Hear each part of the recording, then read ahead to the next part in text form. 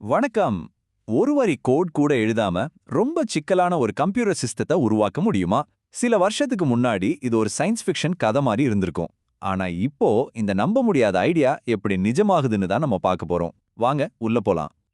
இந்த ஒரு கேள்விதான் இன்னைக்கு நம்ம அலசப் போற முழு விஷயத்தோட மையம். யோசிச்சு பாருங்க, பைத்தான் மாதிரி புரோகிராமிங் மொழிகளோட கஷ்டமான விதிகளை எல்லாம் மனப்பாடம் பண்ணாம நம்ம ஐடியாவை அப்படியே ஒரு சிஸ்டமா மாத்த முடிஞ்சா எப்படி இருக்கும்? இது மட்டும் சாத்தியம்னா டெக்னாலஜி உலகத்தோட ரூல்ஸையே இது மாத்தி எழுதும் இல்லையா? அந்த கேள்விக்கான பதில் தான் இந்த சின்டாக்ஸ் இல்ல கட்டமைப்பு. இது ஒரு புரட்சிகரமான யோசனை. இதுல என்ன ஸ்பெஷல்னா, நாம இனி கோடு எழுத வேண்டிய அவசியமே இல்ல. நம்மளோட வேலை லாஜிக்க மட்டும் சொல்றது. கஷ்டமான கோடிங் வேலையை செய்ய இப்ப நமக்கு ஒரு புது பார்ட்னர் இருக்கார். ஆர்டிஃபிஷியல் இன்டெலிஜென்ஸ், அதாவது ஏஐ. சிம்பிளா சொல்லணும்னா ஏஐயே நம்மளோட சூப்பர் ஸ்மார்ட் ஜூனியர் டெவலப்பர்னு வச்சுக்கோங்களேன். இந்த ரெண்டு உலகத்துக்கும் நடுவுல இருக்கிற வித்தியாசத்தை பாருங்க. பழைய பாரம்பரிய உலகத்துல ஒவ்வொரு கமா, ஒவ்வொரு பிராக்கெட்டையும் சரியா போடணும். பயங்கரமான சின்டாக்ஸ மனப்பாடம் செஞ்சே ஆகணும். ஆனா இப்போ இந்த ஏஐ உடன் சேர்ந்த புது உலகத்துல நம்ம முழு கவனமும் லாஜிக் மேல மட்டும்தான். இது நம்ம சிந்தனைக்கு முக்கியத்துவம் கொடுக்குது, வெறும் மனப்பாடத்துக்கு இல்ல. சரி, இந்த புது சிஸ்டம் எதுக்கு தேவைப்படுது? முதல்ல இது எந்த பழைய பிரச்சனைக்கு தீர்வு கொண்டு வருதுன்னு பாப்போம். பல அற்புதமான ஐடியாக்கள் உருவாகாம இருக்கிறதுக்கு காரணமான அந்த பெரிய தடை, அது கோடிங் தான். இந்த மேற்கோள் ஒரு புது விதமான ரோலை உருவாக்குது, சிஸ்டம் ஆர்கிடெக்ட். இது வெறும் ஒரு பதவி மாற்றம் இல்ல, இதை நம்ம யோசிக்கிற விதத்தையே மாத்துற ஒரு விஷயம். இனிமே ஒரு எக்ஸ்பர்ட்டோட மதிப்பு அவங்களுக்கு எத்தனை கோடிங் லைப்ரரி தெரியுங்கிறதுல இல்ல, பதிலா ஒரு சிஸ்டமோட அடிப்படையான லாஜிக்க அவங்களால எவ்வளவு தெளிவா வடிவமைக்க முடியுங்கிறதுல தான் இருக்கு.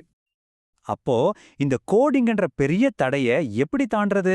அதுக்கு தான் இந்த சின்டாக்ஸ் இல்லா வேலைமுறை இருக்கு.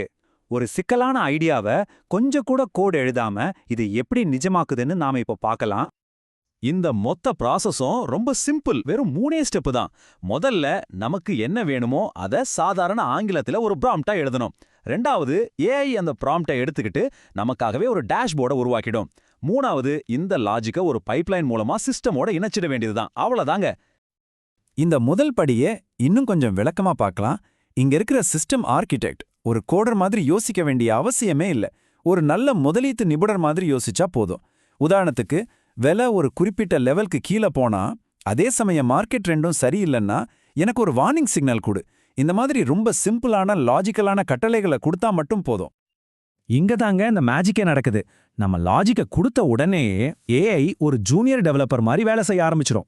தலைவலியை தரக்கூடிய சின்டாக்ஸ் வேலைகள், கரெக்டான லைப்ரரியை இம்போர்ட் பண்றது, வர்ற எரர்ஸை சரி பண்றதுன்னு எல்லாத்தையும் அதுவே பார்த்துக்கும். நம்மளோட லாஜிக்க எந்த பிழையும் இல்லாத வேலை செய்யக்கூடிய ஒரு கோடா மாத்துறது தான் அதோட வேலை. சரி, இதெல்லாம் தியரியா கேட்க நல்லா இருக்கு. ஆனா நிஜத்துல இது எப்படி வேலை செய்யும்? இதிலிருந்து வர்ற ரிசல்ட் எப்படி இருக்கும்? இந்த மனுஷன் ஏஐ கூட்டணியால உருவான சில அசத்தலான விஷுவல் உதாரணங்களை இப்போ நாம பார்க்கலாம் வாங்க. இது எவ்வளவு பவர்ஃபுல்னு பாருங்க. மார்க்கெட்டோட சென்டிமெண்ட் மாறின அடுத்த நொடி இந்த பயாஸ் பேனலோட கலர் டக்குன்னு மாறுது. மார்க்கெட் ரொம்ப புல்லிஷா, அதாவது நல்ல ஏற்றத்துல இருந்தா பிரகாசமான பச்சை கலர்லயும், ரொம்ப பேரிஷா, அதாவது பெரிய இறக்கத்துல இருந்தா பிரகாசமான சிவப்பு கலர்லயும் காட்டும். நொடி பொழுதுல நமக்கு தகவல் கிடைச்சிரும். இந்த கலர் மாற்றங்கள் ஏதோ கண்ணாமூச்சில நடக்கிறதில்ல. இதுக்கு பின்னாடி ஒரு துல்லியமான லாஜிக் இருக்கு. இந்த அட்டவணையை பாருங்க. ஒவ்வொரு குறிப்பிட்ட ஸ்கோருக்கும் ஒரு குறிப்பிட்ட கலர் ஒதுக்கப்பட்டிருக்கு.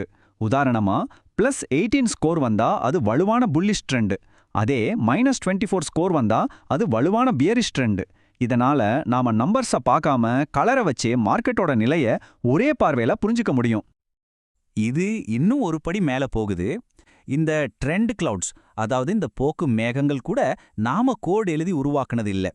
மார்க்கெட் ஏறும்போது பச்சை நிற மேகத்தையும் இறங்கும்போது சிவப்பு நிற மேகத்தையும் காட்டுன்னு சிம்பிளா சொன்னா போதும், ஏஐ நமக்காக இந்த விஷுவலை உருவாக்கி தந்துடும்.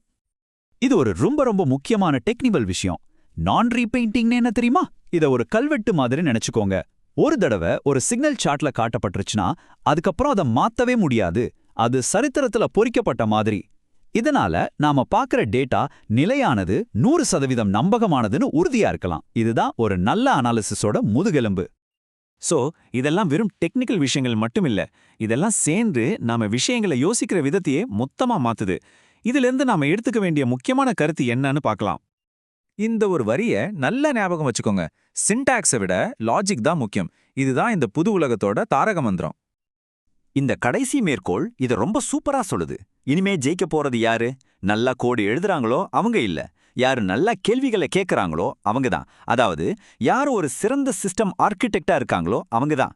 இனிமே டெக்னிக்கல் ஸ்கில்லை விட ஸ்ட்ராட்டஜிக்கா யோசிக்கிறது தான் ரொம்ப மதிப்புமிக்க திறமையா இருக்க போகுது. இந்த முழு விளக்கத்தோட இறுதியில உங்களுக்காக ஒரு கேள்வி. கோடிங்ன்ற அந்த பெரிய தடை இல்லைன்னு வச்சுக்கோங்க, உங்ககிட்ட இருக்கிற ஐடியாக்களை வச்சு நீங்க என்ன உருவாக்குவீங்க? யோசிச்சு பாருங்க.